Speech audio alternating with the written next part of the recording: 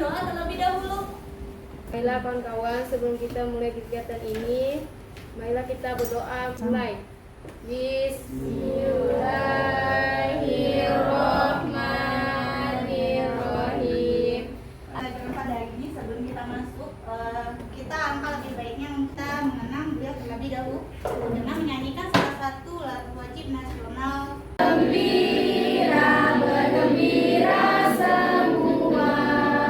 Baik, silakan duduk kembali. Minggu lalu kita sudah masuk ke dalam materi pembelajaran. Sebelum masuk ke dalam materi pembelajaran, alangkah lebih baiknya saya absen dulu. Alkan, Andri, apa kabar kalian hari ini anak-anak? Baik. Semoga selalu di dalam dilindungi oleh Allah Subhanahu wa Ta'ala ya. Minggu lalu kita sudah mempelajari ya kan materi tentang teks laporan hasil observasi. Nah, sebelum itu apakah kemarin ada tugas? Ada tugas enggak? Enggak ada. Kalau enggak ada, minggu lalu kan kita sudah mempelajari tentang teks laporan hasil observasi. Apa itu yang dimaksud dengan teks observasi? Apa saja strukturnya? Ya kan, dan kita sudah mulai menganalisisnya. Tapi ya kan pertemuan kali ini kita akan masih sih ke dalam materi teks laporan hasil observasi, tapi kali ini kalian akan membuat produknya dalam bentuk menulis teks laporan hasil observasi. Ada yang tahu apa yang dimaksud dengan teks laporan hasil observasi? Ya, apa itu? Teks laporan hasil observasi adalah teks yang mengemukakan fakta-fakta yang diperoleh melalui pengamatan. Iya, jadi sebelum kalian membuat teks laporan hasil observasi, kalian harus melakukan pengamatan dulu nak. Ya, hasil dari pengamatan itu, ya kan baru kalian bisa membuatnya dalam bentuk teks laporan hasil observasi. Ada berapa sih struktur teks laporan hasil observasi? Angkat tangan bagi yang tahu. Ya, Fadila. Ada 3, Bu. Apa itu?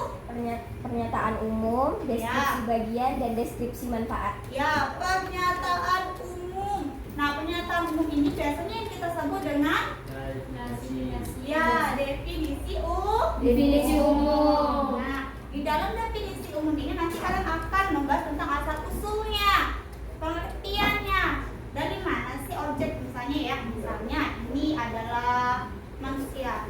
Pengertian manusia manusia adalah bla bla bla bla. Kan kayak gitu. Terus kata dari manusia itu berasal dari bahasa apa? Bagian. Apa itu deskripsi bagian? Ada yang tahu?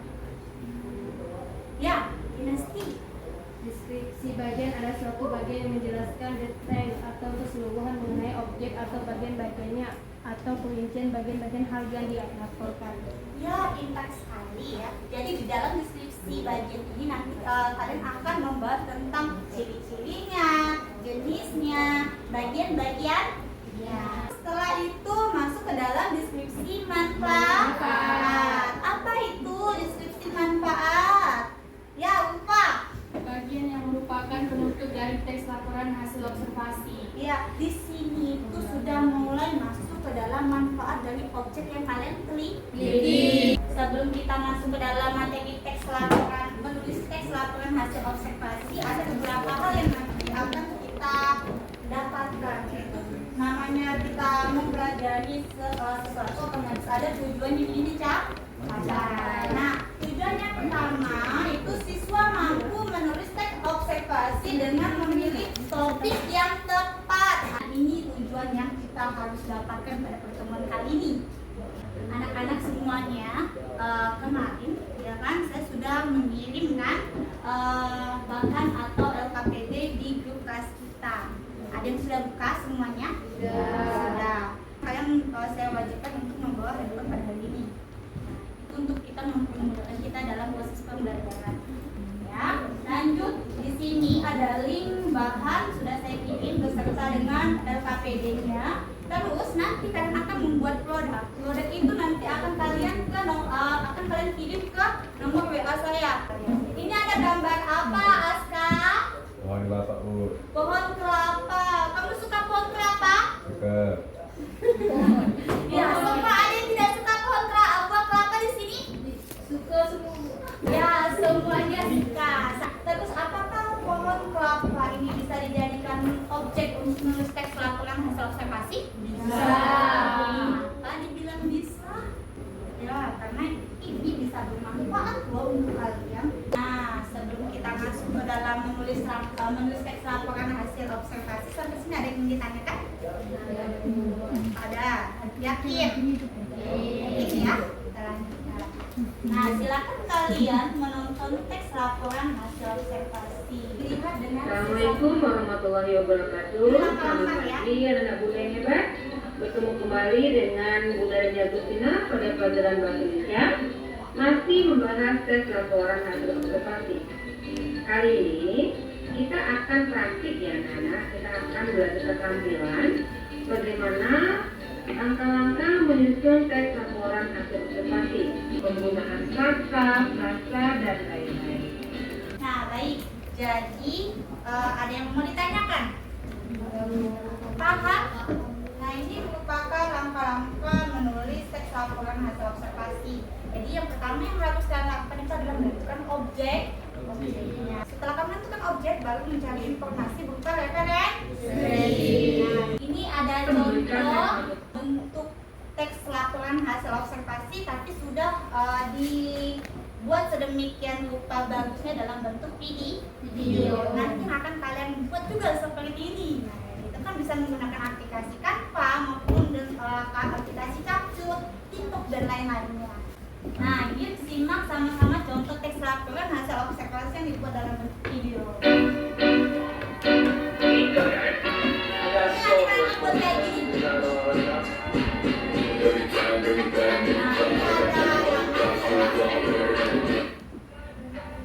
Yang pertama, Nah, ini ada strukturnya. Ini ada definisi umumnya nih ditulis dengan jelas ya. definisi bagian kelapa yang pertama yaitu dalam kelapa. Maaf ya, ini harus diluruskan. Ini karena saya ngambil video dari internet, tapi kurang lebih sudah bagus. Hanya saja ada kesalahan di sini dalam penulisan atau penyebutan. Ini bukan definisi ya, tapi deskripsi bagian. Daun pada pohon kelapa yaitu beberapa tersusun spiral, mengirit, dan tersusun rapi pada satu bagian. Demikian. Kelompok nilai itu mendapatkan materi apa? Ya, ini topiknya berkenaan dengan keraton Kadari. Ya, lanjut Devi. Devi dapat apa kak? Nah, kucing. Kemudian nanti objeknya yang akan diobservasi itu atau objeknya yang akan diobservasi itu adalah Nah, itu adalah tanaman ladi ya. Ladi hias ya, bukan untuk sayur. Nah, lanjut apa? Itu apa? Pohon pisang. Ini adalah KPD nanti yang akan kalian tulis hasil pekerjaan kalian itu di dalam ini. Ya. Nah.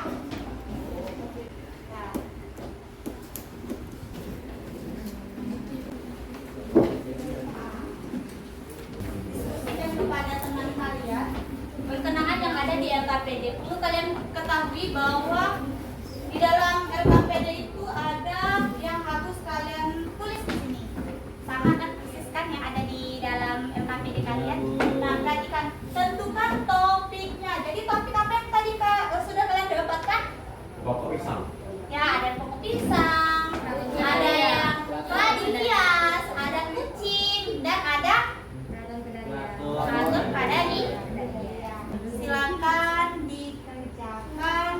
Nah, untuk mengefisienkan waktu kita bagi kontraknya. Yang pertama, kalian menentukan topik itu 5 menit. Nah, itu sudah ya.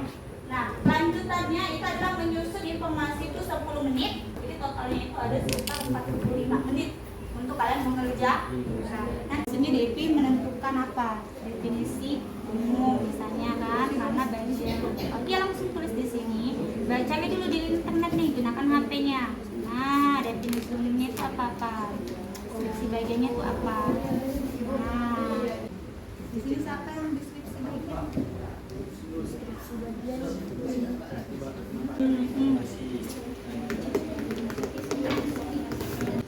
Yang bagiannya belum semuanya sih, soalnya kan nanti kan dituangkan dalam bentuk ya.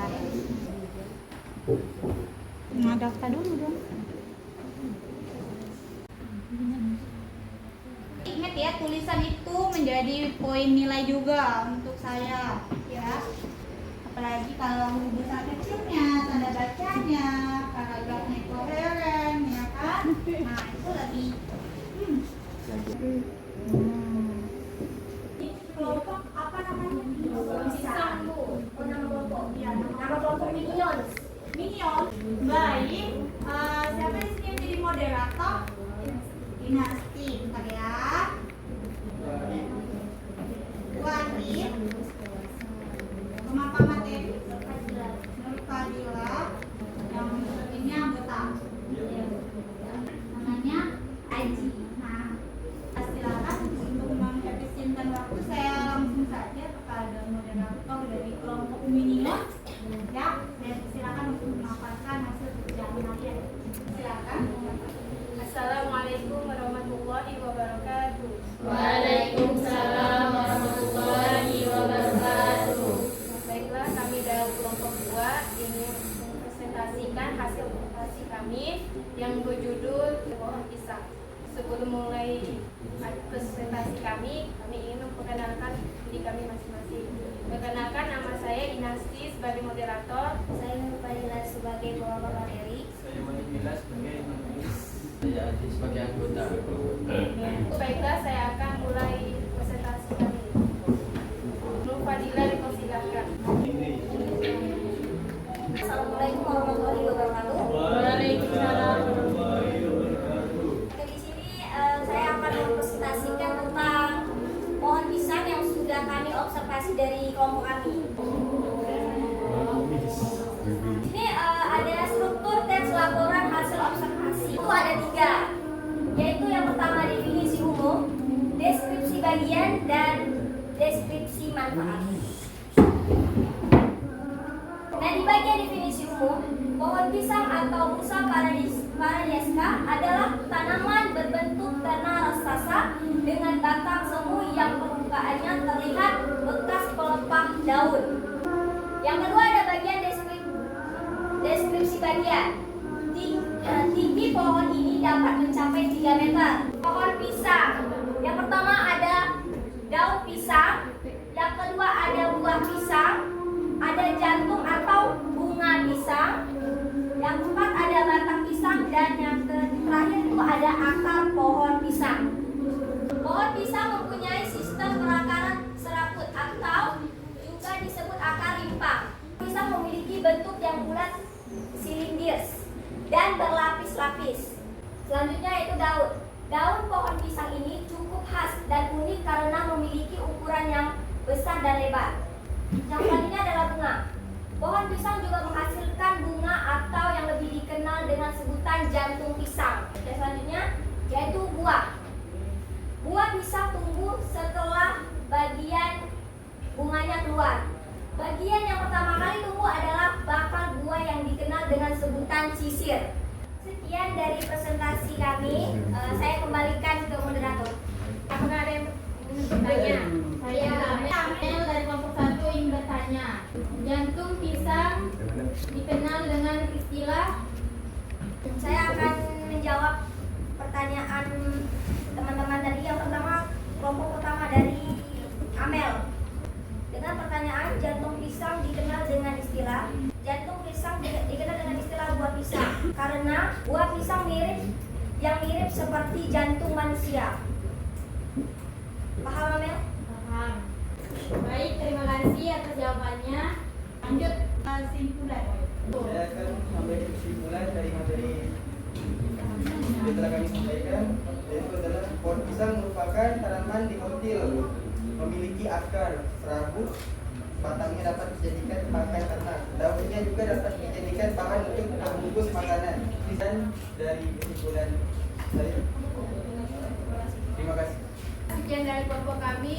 Akhir kata, wabillahi taufiq wal hidayah. Wassalamualaikum warahmatullahi wabarakatuh. Waalaikumsalam warahmatullahi wabarakatuh.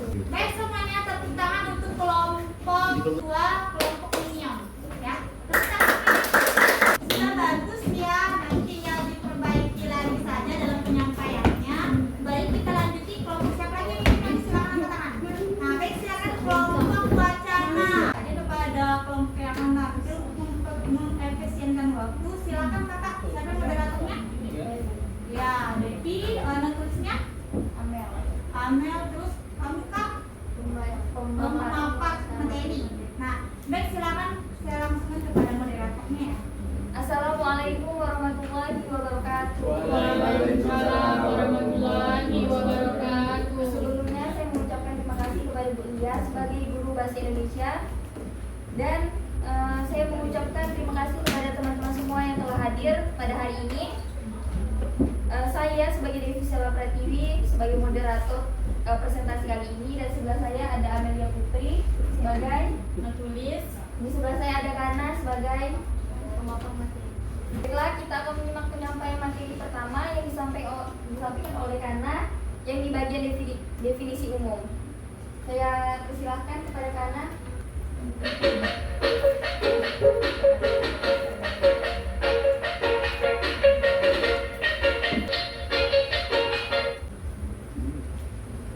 Saya sebagai pemaparan materi akan menjelaskan mengenai kucing. Yang pertama ada struktur teks laporan hasil observasi yang isinya pertama definisi umum, yang kedua deskripsi bagian, dan yang ketiga deskripsi manfaat.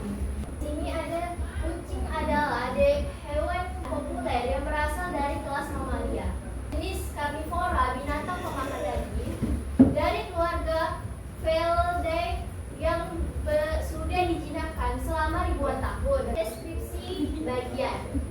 Kucing memiliki ciri-ciri diantaranya yaitu memiliki cakar, taring, termasuk hewan mamalia yang bisa melahirkan 3 sampai 4 anak, memiliki kelenjar susu, mata yang tajam terutama saat malam, bulu dengan warna yang bervariatif dari putih, hitam, abu-abu sampai oranye.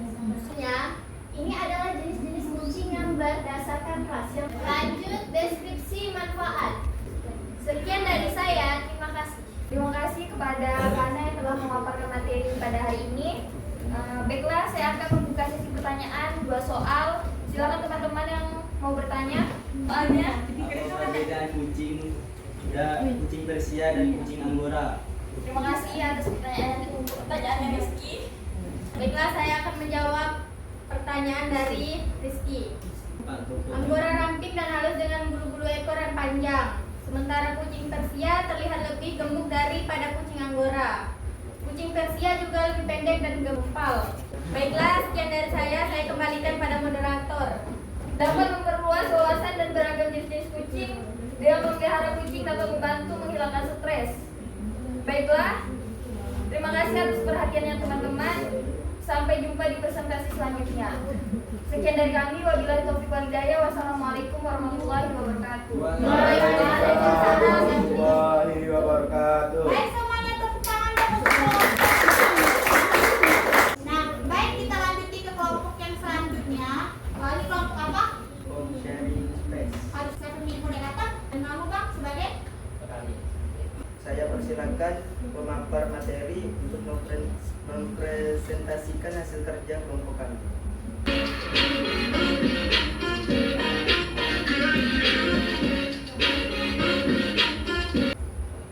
Baiklah, saya akan memaparkan materi mengenai tanaman keladi hias yang memiliki 3 struktur. Yang pertama definisi umum, yang kedua deskripsi bagian, dan yang ketiga deskripsi manfaat. Sekian dari saya kembalikan kepada moderator. Selanjutnya kami akan membuka sesi tanya jawab. Baik, silakan sebutkan namanya dan kelompoknya. Nama saya Kana dari kelompok Wacana. Mengapa tumbuhan keladi tidak pernah berukuran 1 meter? Terima kasih atas pertanyaannya. Kami akan menjawab kelompok anak. Pada umumnya, tanaman keladi sangat jarang membentuk ubi yang membesar, karena itu tanaman keladi tidak pernah berukuran 1 meter. Apakah sudah jelas dari kelompok kami? Alhamdulillah sudah. Terima kasih. Jadi simpulan yang dapat kita ambil dari penjelasan tanaman keladi hias tadi, keladi ini merupakan kelompok tumbuhan genus kalsium. Kalau dalam bahasa sehari-hari, keladi bisa dipakai untuk menyebut tumbuhan yang lain masih sekerabat namun tidak termasuk kalsium. Sekian presentasi kelompok kami. Saya mewakili teman-teman saya memohon maaf apabila dalam penyampaian kami ada yang salah atau tidak jelas. Terima kasih. Wassalamualaikum warahmatullahi wabarakatuh. Waalaikumsalam warahmatullahi wabarakatuh. Silakan tepuk tangan dong untuk kelompok lagi. Silakan duduk dong. Baik, kita lanjutkan langsung kepada kelompok 4. Baik ya, ini kelompok terakhir pada hari ini ya, kelompok Keraton Kadaria ya. Nah, untuk mempersingkat waktu saya lanjutkan saja kepada moderator siapa? Rizky, penulisnya, Inge, dan pematerinya. Ya, sudah artinya anggota ya. Nah, saya persilakan kepada Rizky untuk menyampaikan memimpin presentasi dari kelompoknya. Maaf. Assalamualaikum warahmatullahi wabarakatuh. Waalaikumsalam warahmatullahi wabarakatuh. Kami hormati Ibu Dahlia sebagai pembimbing mata pelajaran bahasa Indonesia dan para audien di sini. Perkenalkan, kami dari kelompok 4 akan mempresentasikan teks laporan hasil observasi tentang Keraton Kadaria. Untuk mempersingkat waktu, saya persilahkan untuk rekan saya agar memaparkan materi yang bertema Keraton Kadaria. Kepada pemateri utama saya persilahkan.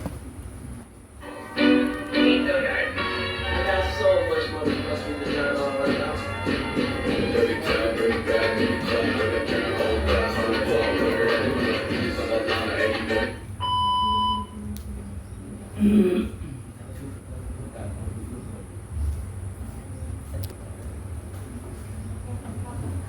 Assalamualaikum warahmatullahi wabarakatuh.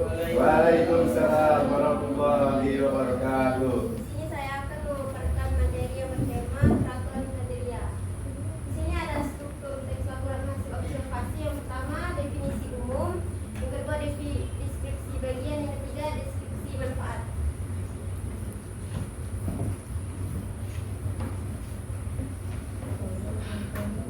Definisi umum. Istana Kadaria atau Keraton Kadaria merupakan bangunan bersejarah dari Kerajaan Pontianak. Deskripsi bagian. Bangunan Istana Kadaria berbentuk rumah panggung di atas tiang-tiang seperti bangunan tradisional yang terdapat di Kalimantan Barat. Deskripsi manfaat. Saat ini Keraton Kadaria digunakan oleh warganya sebagai wisata sejarah. Dengan wilayah yang strategis, Keraton Kadaria mendapatkan akses transportasi dan nilai estetika yang tinggi bagi warga Pontianak. Sekian pemaparan materi dari saya kembalikan ke moderator. Nah, dari penjelasan materi tersebut, kami akan membuka sesi pertanyaan dan setiap kelompok memberi satu pertanyaan. Saya persilahkan. Saya Wahid dari kelompok 2 ingin mengajukan pertanyaan. Sebutkan peninggalan Keraton Kadaria yang terdapat di dalam istana. Baik, terima kasih Wahid.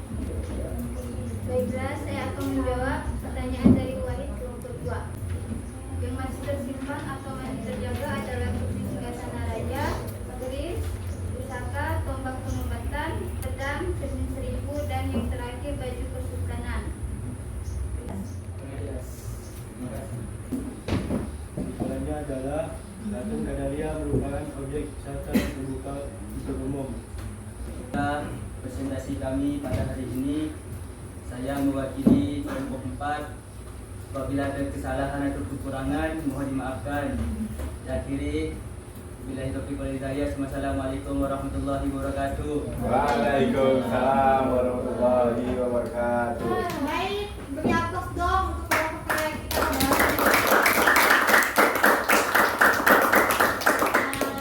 kita sangat luar biasa sekali ya kegiatan kita pada hari ini. Nah, silakan tutup dan pulang ke tempat. Nah, baik semuanya, hari ini kegiatan kita sungguh sangat super sekali ya. Nah, beri aplaus untuk kalian semua. Sebelum mengakhiri kegiatan kita pada hari ini, ya, saya akan mengirimkan evaluasi hasil pembelajaran pada hari ini. Nah, kalian silakan buka grup WA-nya. Link itu akan saya kirim ke grup tersebut. Sudah saya kirim, silakan kalian buka dan kalian kerjakan. Saya beri waktu 5 menit untuk kalian mengerjakannya. Kerjakan semampunya saja.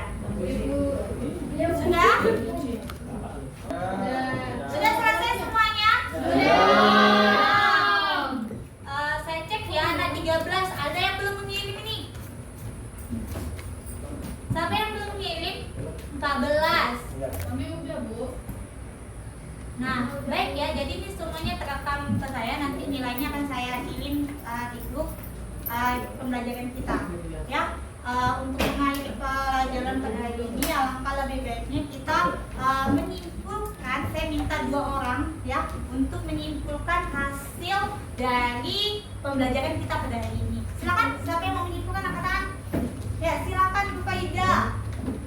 Hari ini adalah bahwa teks laporan hasil observasi dapat dilakukan berdasarkan observasi secara langsung dan dituangkan dalam bentuk teks laporan hasil observasi. Adapun cara menulis teks laporan hasil observasi tidak terlepas dari struktur teks laporan hasil observasi tersebut. Baik, terima kasih. Teman-teman buat ya, silakan Nana. Kesimpulan hari ini adalah bahwa ada beberapa langkah-langkah menulis teks laporan hasil observasi. Yang pertama adalah menentukan objek. Yang kedua mencari informasi. Yang ketiga membuat kerangka. 4 mengembangkan kerangka. Yang kelima menjabarkan aspek yang dilaporkan. Yang keenam memperbaiki teks laporan hasil observasi. Oke. Baik ya, terima kasih Gana. Tepuk tangan dulu dong buat Gana. Nah, jadi kesimpulannya bersama pada hari ini, kalau kita ini membuat teks laporan hasil observasi, kita harus apakan dulu nah? Harus diam, harus melakukan observasi terlebih dahulu atau pengamatan. Ya, baru kita bisa membuat teks laporan hasil observasi. Ada berapa langkah-langkahnya dalam menulis teks laporan hasil observasi? Ada 6, ya kan? Ya anak ya. Semoga apa yang kita pelajari pada hari ini bermanfaat. Untuk minggu depan kita sudah masuk ke dalam materi bab 2 ya. Bab selanjutnya sesuai dengan perjanjian saya, yang kelompok pertama akan saya kasih hadiah atau reward. Siapa tadi ya? Oh ya, kelompok Dila ya. Kelompok 4, Bu. Terima kasih ya sudah berani dan mau tampil dengan hasil yang sangat memuaskan. Baik semuanya, akhir kata saya ucapkan Assalamualaikum warahmatullahi wabarakatuh. Waalaikumsalam warahmatullahi wabarakatuh. Tear